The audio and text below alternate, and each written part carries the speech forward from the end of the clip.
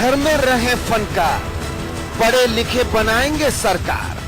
घेरे में सरकार की सियासत, सवालों के साथ मिली राहत। नमस्कार, स्वागत आप सबका। मैं मनोज श्रीवास्तव और आप देख रहे हैं बिग बुलेटिन। पंचायत चुनाव में शैक्षणिक योग्यता के मसले पर हाईकोर्ट ने स्टे अर्जी खारिज की, लेकिन कोर्ट ने सरकार की मंशा पर सवाल भी उठाए हैं। अब सवाल यह कि क्या राहत पाकर भी सरकार कटघरे में ही खड़ी नजर आती है? बहस इस मुद्दे पर आज होगी जोरदार, लेकिन पहले बिग रिपोर्ट।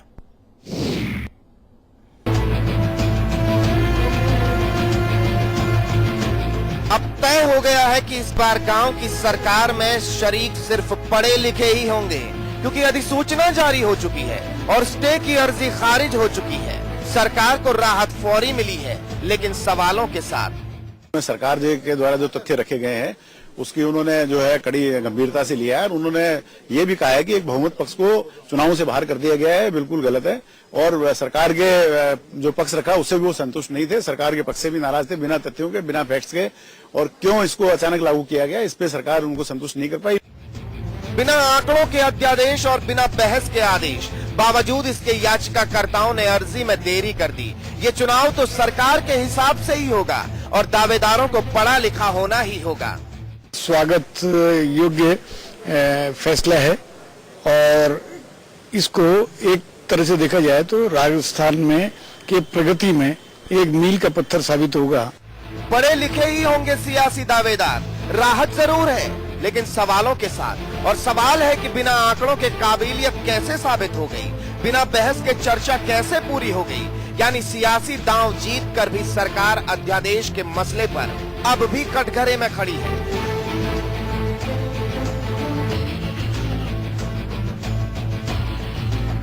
ब्यूरो रिपोर्ट के साथ ब्रजेश सिंह, समाचार प्लस।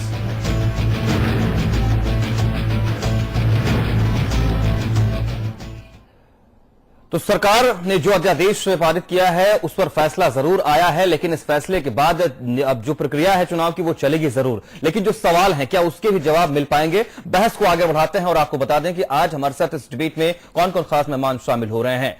आपको ये बताएं, आज की बहस में हमारे साथ हमारे मैनेजिंग एडिटर अमिताभ अग्निहोत्री जुड़ रहे हैं। बहुत स्वागत है अमिताभ जी आपका। हमारे साथ बीजेपी की तरफ से विमल कुमावत है, स्वागत है आपका। कांग्रेस की तरफ से अर्चना शर्मा आप रहेंगे, बहुत स्वागत है आपका। और हमारे साथ राजनीतिक विश्लेषक मानचंद खंडेला भी जुड़ रहे हैं इस बहस में। आप सबका बहुत बहुत स्वागत है इस कार्यक्रम में। सबसे पहले विमल कुमावत जी के पास आना चाहूंगा। इस फैसले का इंतजार आप सबको भी था, आप लोग संतुष्ट हैं?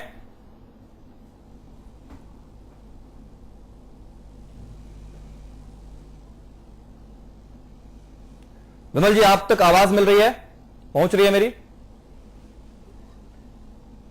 शायद आवाज नहीं पहुंच पा रही है, तो मैं अमिताभ अग्निहोत्री के पास आता हूं। अमिताभ अग्निहोत्री जी, अमिताभ जी, इस फैसले को किस तरह से देखा जाए, क्योंकि दोनों तरफ से जोर आजमाइश थी, लेकिन फैसला शायद कुछ और संकेत देता है। नहीं, देखिए, अभी कोई फैसला हुआ ही नहीं। इसको फैसला मत कहिए, नहीं। मूल प्रश्न है यह शर्त कि पंचायत का चुनाव लड़ने के लिए 10वीं पास होना चाहिए। यह प्रश्न सही है या गलत है, यह शर्त, मूल प्रश्न यह है। इस पर हाई कोर्ट ने कोई निर्णय नहीं दिया। यह बात पहले तो समझनी होगी। मुझे लग रहा है अभी राजस्थान के लोग, बहुत सारे लोग और हमारे पत्रकार बिरादरी में भी बहुत सारे मित्र आज के हाई कोर्ट के निर्णय को समझने में ही कहीं गलती कर गए, उसको समझ ही नहीं पाए पूरी तरह से। कोई निर्णय नहीं आया।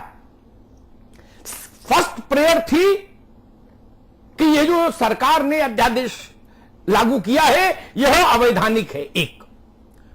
उस पर हाईकोर्ट ने कोई निर्णय नहीं दिया, उसने तारीख दे दी।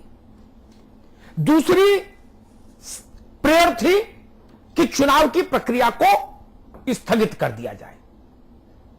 जितने भी समझदार लोग हैं इस मुल्क में, राजस्थान में, वो सब जानते थे कि चुनाव की प्रक्रिया एक बार शुरू हो जाने के बाद उसमें अदालती हस्तक्षेप नहीं होता।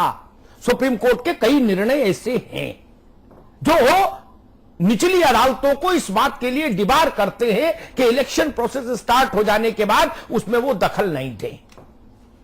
सबको पता था, मुझे पता था, सबको पता था कि इसमें स्टे नहीं हो सकता। एक फेज के नॉमिनेशन हो गए, 16 को वोटिंग है, स्टे कैसे हो जाएगी प्रक्रिया? इसलिए इसमें क्या नया आया, कोई मुझे समझाए, कुछ भी नहीं आया।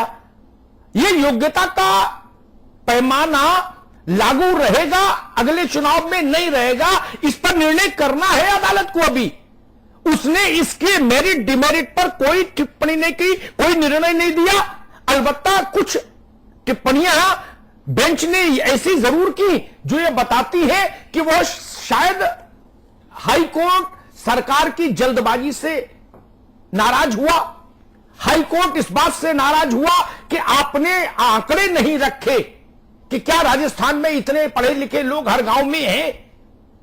ये एक मूड समझ में आता है, लेकिन फिर भी मूल पिटीशन पर, मूल विषय पर हाई कोर्ट ने अभी कोई निर्णय नहीं दिया। ठीक है, एक स्थिति ये बने, कोई फैसला जरूर ये नहीं आया है, लेकिन आज जो कार्रवाई हुई है उसके हिसाब से सुचारू रूप से चुनावी प्रक्रिया जो है वो चलेगी, ये तय हो गया है। लेकिन अमिताभ जी, आपके शब्दों में समझना चाहता हूं, क्या आज की जो कार्रवाई हुई है उसमें हम कुछ इस तरीके की स्थिति देख सकते हैं कि बीजेपी, कांग्रेस या किसी और के लिए हार जीत का भी कोई मसला था, या सबक दिया है? कोई हार जीत नहीं, कुछ नहीं। मुझे समझ ही नहीं आ रहा, बीजेपी में हो, कांग्रेस में हो या सामान्य जन हो, जो भी लोग अदालतों की प्रक्रिया को जानते हैं, संवैधानिक व्यवस्थाओं को समझते हैं, वो 100 की 100% लोग यही मान रहे थे कि अब अदालत का हस्तक्षेप संभव नहीं, तो बात ही खत्म हो गई। 16 को वोट है पहले चरण का, भाई घड़ी की सुई पीछे थोड़ी ना अदालत ले जा सकती है, और ना ये कर सकती है कि सेकंड राउंड से ये शर्त विड्रॉ करते हैं, पहले राउंड में ऐसे चुनाव हो जाए, ये भी संभव नहीं था। और मैंने कहा कि सुप्रीम कोर्ट के कई निर्णय ऐसे आए जिसमें उसने निचली अदालतों को, हाई कोर्ट्स को यह निर्देशित किया कि चुनावी प्रक्रिया अगर चालू हो जाए तो उसमें अदालतों को हस्तक्षेप करने से बचना चाहिए। वही मानक, वही परंपरा आज राजस्थान के कोर्ट ने भी फॉलो की है। Nothing new. ठीक, विमल जी आप हमारे साथ जुड़ चुके हैं। अब किस तरीके से देखते हैं आज के कोर्ट के रुख को?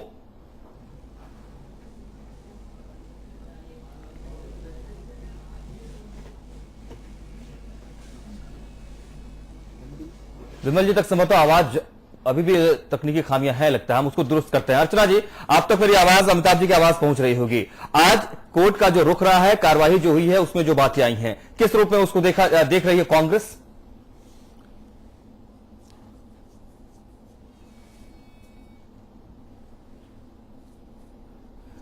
चलिए हम इन तकनीकी खामियों को दूर करते हैं। अमिताभ जी आप हमारे साथ बने हुए हैं। एक तो स्थितियां स्पष्ट हो चली हैं अमिताभ जी की, जैसा आपने बताया कि दरअसल ये फैसला है ही नहीं और इस पर अभी फिलहाल जो फैसला आने में और वक्त लगना है।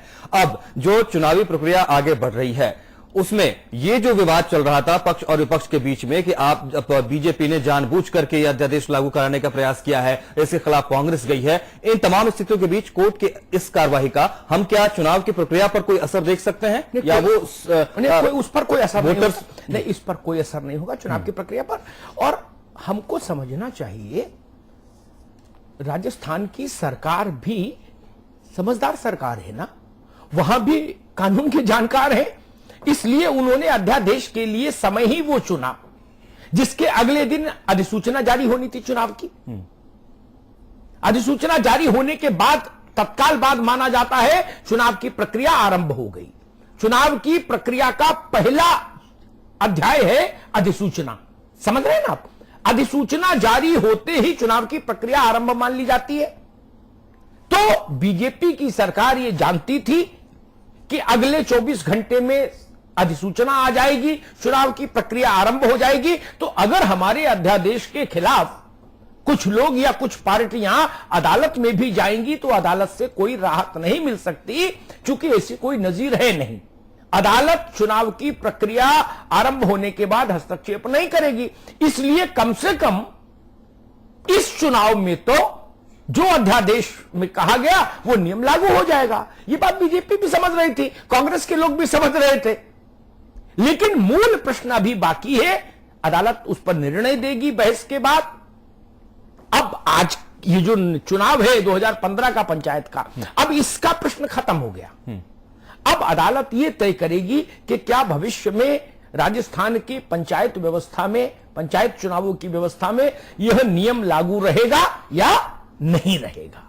अब अदालत का निर्णय जो आएगा वो अगले चुनाव के संदर्भ में प्रभावी होगा। इस चुनाव की स्थिति तो साफ हो गई, ये चुनाव उसी शर्त पर होगा जिस शर्त पर पहले चरण का नॉमिनेशन हुआ है। अच्छा अमिताभ जी, ये जो कोर्ट की आज जो कार्यवाही रही है उसमें कुछ बातें जो सामने आई कि ठीक है, इस प्रक्रिया को बिना बाधित किए हुए कोर्ट ने इसको चालू आगे बढ़ाने का एक तरीके से संकेत दे दिया, स्पष्ट कर दिया, आज कुछ फैसला नहीं लेकर के।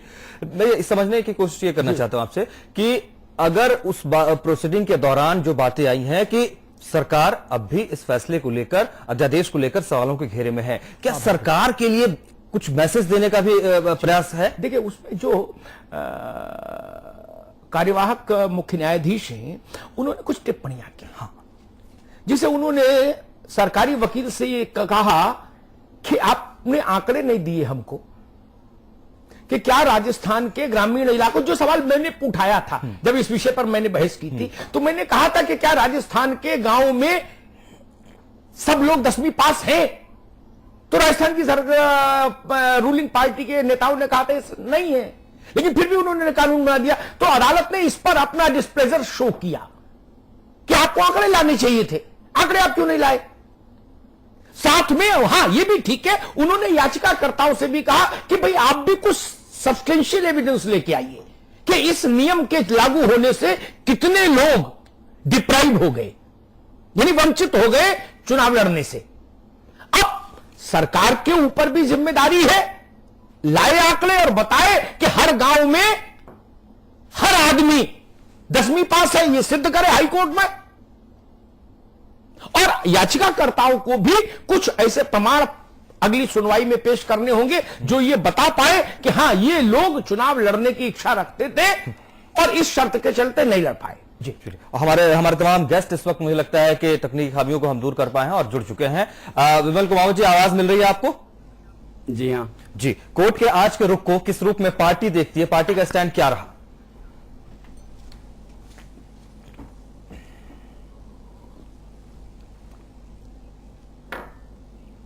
विमल जी, आप तक आवाज आ रही है? हाँ जी। तो आपसे प्रश्न पूछा गया है,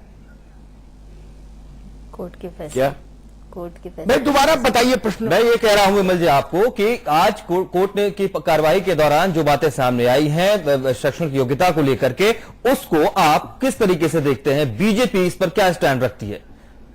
जी, ये आज जो फैसला आया है, जो कार्रवाई हुई है, वो बहुत ही ठीक हुई है। और बीजेपी ने जो ये मुद्दा रखा है अध्यादेश लाकर कि 10वीं पास से और 5वीं पास और 8वीं पास ग्रामीण क्षेत्र में जनप्रतिनिधि होंगे, तो ये बहुत ही अच्छी सराहना योग्य बात है।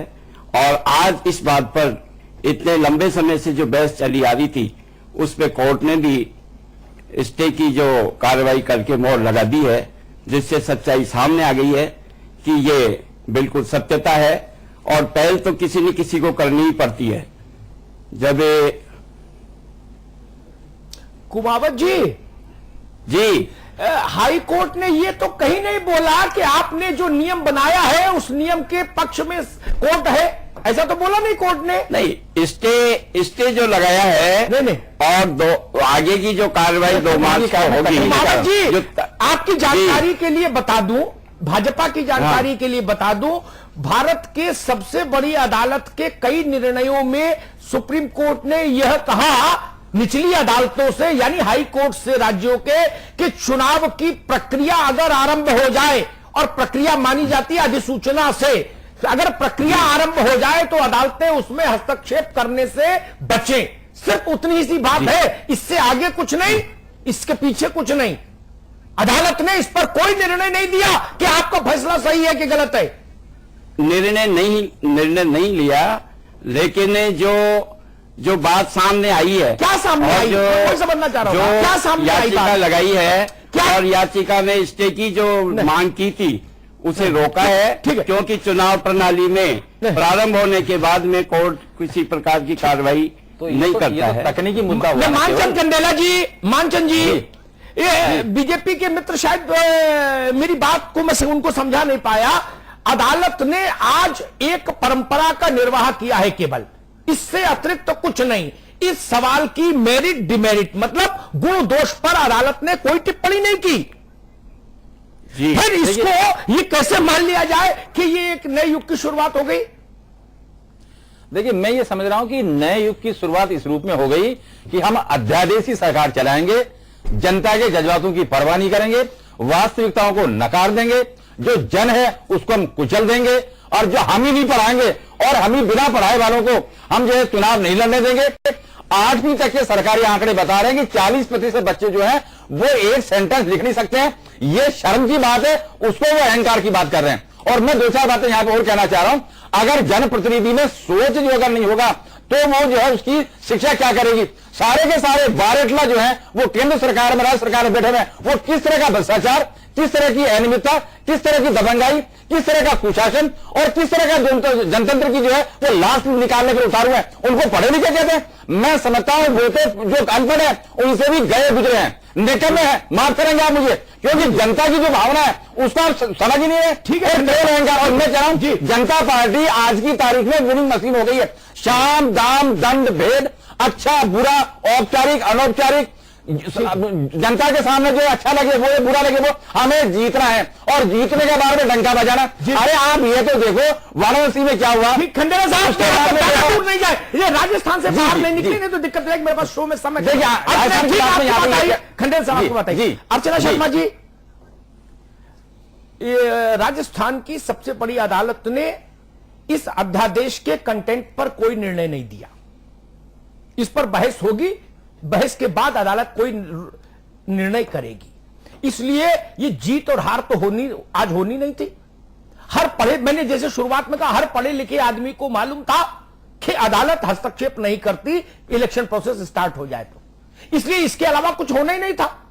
इसके अलावा कोई विकल्प ही नहीं था कि स्टे खारिज हो जाए, स्टे की मांग रद्द हो जाए। इसमें नया और चौंकाने वाला क्या हुआ अर्चना जी? अमिताभ जी, नया चौंकाने वाली बात नहीं है, लेकिन सैद्धांतिक रूप से जिस मुद्दे को लेकर न्यायालय की शरण में हम लोग गए उसकी तो कम से कम जीत हुई। न्यायालय की निर्णय की विवेचना को यदि आप देखें तो न्यायालय ने पॉइंट वाइज इस तरह से कटघरे में सरकार को खड़ा किया जिससे सरकार के पक्ष की लचरता को स्पष्टता के साथ उजागर किया गया। न्यायालय ने माना कि सरकार इस तरह से सब्सटेंशिएट करने में विफल रही कि क्यों तरजीह दी जाए उन पढ़े लिखे लोगों को उन अशिक्षित लोगों पर।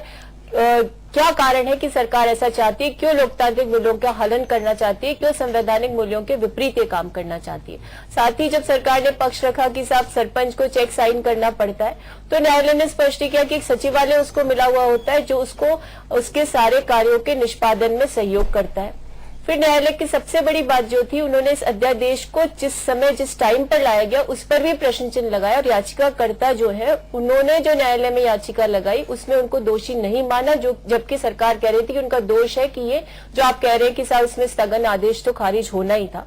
लेकिन उन्हें टाइम ही ऐसा दिया कि अधिसूचना जारी होने के सिर्फ 3 दिन पहले लगाया और शीतकालीन अवकाश शुरू हो गया, यानी आप इसको चुनौती भी नहीं दे सकते। न्यायालय ने स्पष्ट कर दिया कि महाराष्ट्र राज्य में भी ऐसा कुत्सित प्रयास करने का काम किया गया था, लेकिन वो भी विफल हुआ। कोई प्रेसिडेंट पूरे भारत में ऐसा नहीं है कि अशिक्षित लोगों को उनके लोकतांत्रिक अधिकार चुनाव में पार्टिसिपेट करने से रोका जाए। तो ये सारी बात तो स्पष्ट करती है कि कांग्रेस की जो सैद्धांतिक आपत्ति थी उसके पक्ष में न्यायालय है और न्यायालय ने खारिज भी नहीं किया इसको। अब भारतीय जनता पार्टी जो हम पर हंसी उड़ाती थी, कहती थी कि शिक्षित लोगों का अभाव है, वो तो खुद विधानसभा में 23 अशिक्षितों को लेकर के बैठी 10वीं फेल विधायक के 2 सांसद 10वीं पास नहीं है, उनके बारे में कोई विचार नहीं है। केंद्र में जो 12वीं पास नहीं है, इनकी खुद शिक्षा मंत्री में कहती है, एचआरडी मंत्री 12वीं पास है।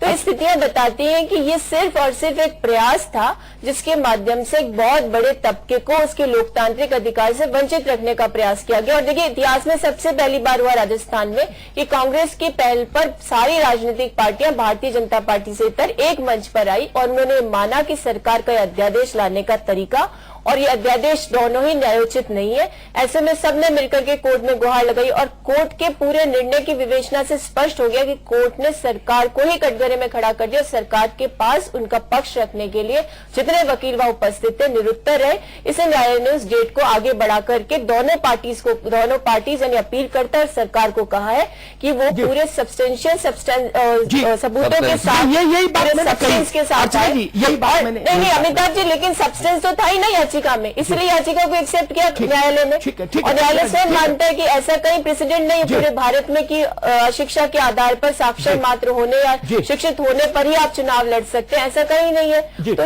ये सारी बातें बताती कि सरकार ने खुद से प्रयास किया, एक साजिश रची ताकि महिला विशेषकर जिसके हाथ में नेतृत्व देकर पंचायत राज संस्थाओं को और ज्यादा सुदृढ़ कर सकते थे, हाशिए पे पड़े हुए तबके को मूलधारा से जोड़ा जा सके, उसके विपरीत कदम उठाया है। तो हम ये मान करके चलते हैं कि हमें एक तरह से सैद्धांतिक जीत मिली है इस निर्णय के बाद। अर्चना जी ठीक है, ये मैं एक बात जरूर कहूंगा, यहाँ ये मसला कांग्रेस और भाजपा का नहीं था, ये मसला था आवाम का।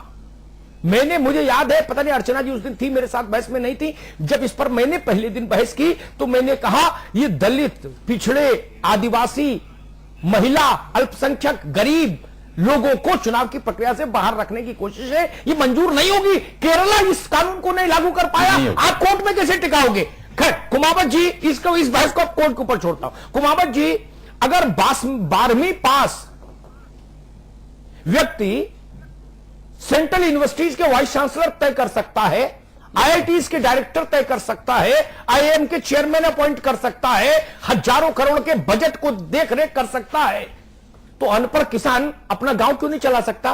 विमल कुमावत जी देखिए, ऐसा है जी कि अब तक केंद्रीय सरकार, प्रदेश की सरकार शिक्षा पे जोर देती आई है। नहीं, मेरा सवाल नहीं, कुमावत जी मेरा जो सवाल है अपन उस पर मैं आपका ध्यान चाहता हूं। अगर 12वीं पास इतने बड़े बड़े काम कर सकता है तो किसान अपना गांव क्यों नहीं चला सकता, जहां वो पैदा हुआ, वहां की हर समस्या जानता है? नहीं, अपन ये क्यों चाहते हैं कि जो अशिक्षित है वो अशिक्षित ही रहे, अशिक्षित ही चुनाव लड़े? नहीं, अगर योग्य व्यक्ति शैक्षणिक योग्यता जो लागू की है और शैक्षणिक योग्यता के आधार पर यदि जनप्रतिनिधि चुनकर आता है शिक्षित, तो इसमें क्या है? दोनों ही पार्टियों का नुकसान कोई बीजेपी मैं बताऊंगा हर्ज, शिक्षा को जो बढ़ावा दे रहे हैं अपन, तो इसमें क्या हर्ज है?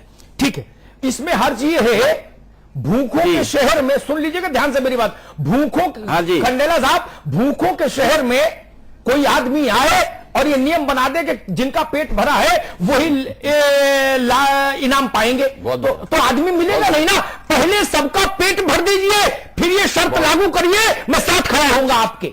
ये जनप्रतिनिधि नहीं, ये मत समझाइए कुमावत जी आप। ये जनप्रतिनिधि जो चुनाव लड़ रहे हैं अभी, और अभी जो चुनाव में खड़े हुए हैं उम्मीदवार, क्या ये बाहर से आए, ग्रामीण क्षेत्र के नहीं है?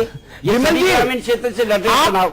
विमल जी, तो इसमें क्या है? आप पहल तो किसको करनी ही पड़ेगी? अरे भाई, पहल तो कभी न कभी करनी पड़ेगी, और भारतीय जनता पार्टी ने पहल क्यों करनी पड़ेगी? ये उचित है? नहीं, खंडेला साहब व्यक्ति आना चाहिए। ठीक है, खंडेला साहब, जो बात है कुमावत जी यहाँ कह रहे हैं, यही बात इनके वकील ने अदालत में कही, तो अदालत ने उनकी बात को नामंजूर कर दिया।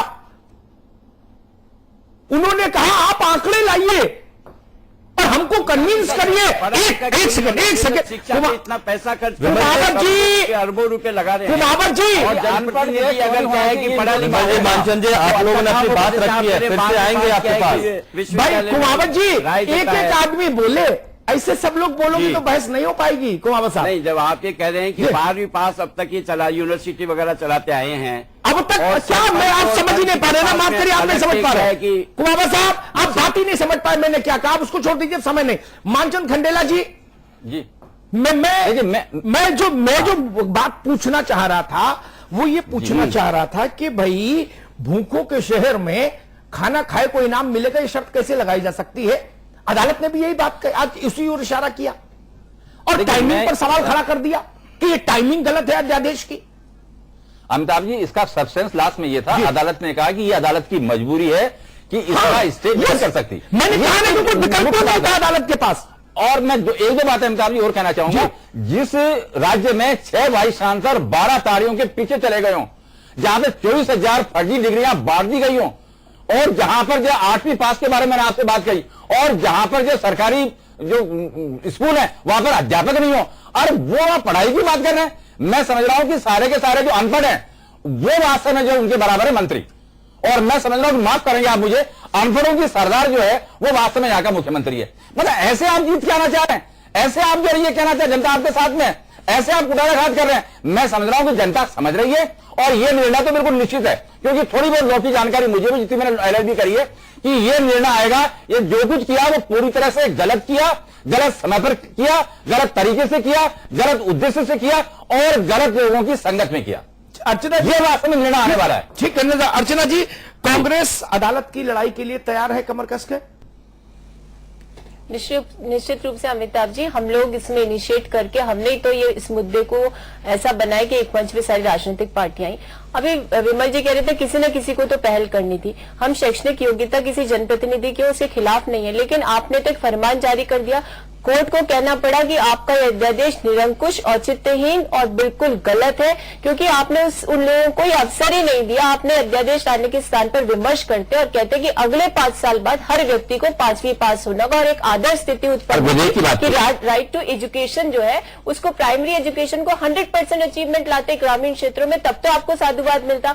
आपने तो एकदम आनंद फानन इस अध्यादेश को ला करके एक ऐसी स्थिति उत्पन्न कर दी कि वो 21 वर्ष का वो व्यक्ति जिसे प्राइमरी स्कूल उपलब्ध नहीं होने के कारण ग्रामीण क्षेत्र में वंचित रहा शिक्षा के अधिकार से, तो उसको आपने बाहर निकाल दिया। और उन दलितों, महिलाओं जिनमें नेतृत्व क्षमता है, आप कह रहे हैं पढ़ा लिखा योग्य होता है, तो एचआरडी मिनिस्टर की बार बार मैं कहती हूँ आपको बुरा लगता होगा, लेकिन एक जनप्रतिनिधि के लिए उसकी मानसिक काबिलियत, अपनी जनता जो उसे चुनती है उसके विकास को सुनिश्चित करने, उसको अंजाम देने में सक्षमता सबसे बड़ी चीज है। और वो यदि किसी व्यक्ति ने उसके आधार पर जनता उसको चयनित करती है, जिस महिला सरपंच ने याचिका लगाई उसको निर्मल ग्राम पुरस्कार केंद्र सरकार ने दिया, यूनाइटेड नेशन से पुरस्कृत है, आपने तो उसके विवेक को भी प्रश्न चिन्ह लगा दिया। तो सारी स्थितियां बयां करती है कि आपने एक नौकरशाह के फरमान को ऐसे आत्मसात किया जब आपने अपने समानीकरण एकीकरण को लागू किया। और यहाँ भी मुझे लगता है नौकरशाही की ही मंशा थी जिसको मुख्यमंत्री ने ग्रहण करके और इस तरह से इसको लागू किया। मैं समझती हूँ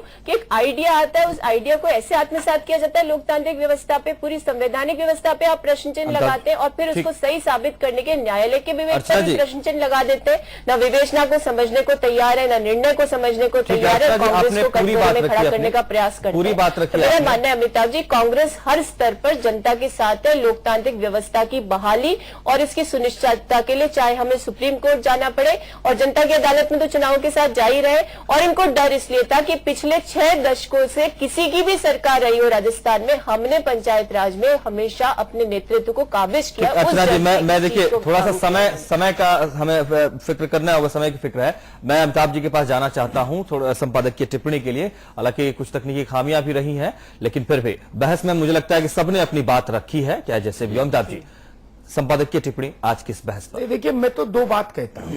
एक, स्वच्छता अभियान चला भारत में, मैं उसके पक्ष में हूं, लेकिन आपने कहा कि सड़क पर कोई आदमी यूरिनल नहीं करेगा, यूरिन नहीं पास करेगा। चलिए हम मान लेते हैं आपका निर्णय, लेकिन हुजूर इस फैसले से पहले सड़क पर हर 2 किलोमीटर पर सार्वजनिक शौचालय बना दीजिए, तभी निर्णय लागू करिए।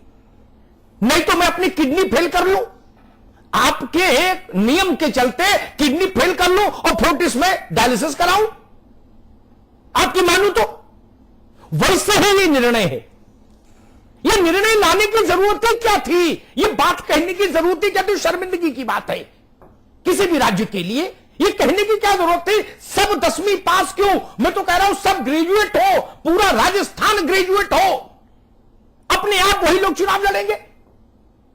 लेकिन ये पटना फंसा के बीच में काम मत करिए, ये लोकतंत्र की मूल भावना के खिलाफ है। जिस दिन निर्णय आएगा उस दिन मैं जो पहले दिन इस पर बहस में मैंने बोला था उसको मैं फिर सामने रखूंगा जनता के। मैंने कहा था कि मेरी बुद्धि ये कहती है कि यह निर्णय अदालत की कसौटी पर खरा नहीं उतर सकता, क्योंकि लोकतंत्र में चुनाव लड़ने का अधिकार हर किसी को हासिल है। विमल कुमावत जी, जब हमारे संविधान निर्माताओं ने, आपकी जानकारी शायद नहीं हो, संविधान सभा की बहस में एक प्रस्ताव यह भी आया था, बताऊं, कि वोटिंग राइट पढ़े लिखों तक कन्फाइन कर दिया जाए। 99% सदस्यों ने इसका विरोध किया था, 99% लोगों ने, कि क्या मजाक है भाई, जब इस देश में वोटिंग राइट सबको मिला है तो चुनाव लड़ने से आप कैसे रोक लेंगे? चुनाव लड़ने से कैसे रोक लेंगे भाई? मुझे समझाओ ना आप। जिस जनप्रतिनिधित्व कानून के तहत वोटिंग राइट मिलता है, उसी के तहत चुनाव लड़ने का अधिकार मिलता है। पता है ना ये बात? पता नहीं किन अधिकारियों ने आपको समझा दिया। जलालत होगी आपकी अदालत में, अधिकारी तो मजे लेंगे। आपका निर्णय टर्न डाउन हो जाए तो भी अधिकारी की सेहत पर क्या फर्क? इकबाल जाएगा सरकार का, थू होगी सरकार की। आपने कहीं ऐसा निर्णय देखा भारत में? जितने प्रतिभाशाली आप लोग हो, इतने प्रतिभाशाली क्या और कहीं सरकारें नहीं आई क्या देश में 68 वर्ष में? कभी किसी ने ऐसा काम किया क्या? नहीं किया ना। करना होता तो केरल सबसे पहले कर चुका होता। वहां तो ये रट्टा ही नहीं। 100% सब पढ़े लिखे। उसने भी ये काम नहीं किया। क्योंकि मान लीजिए मैं अनपढ़ हूं, लड़ना चाहूं, तो मुझे किस नियम के तहत आप रोक लेंगे और कैसे रोक लेंगे भाई?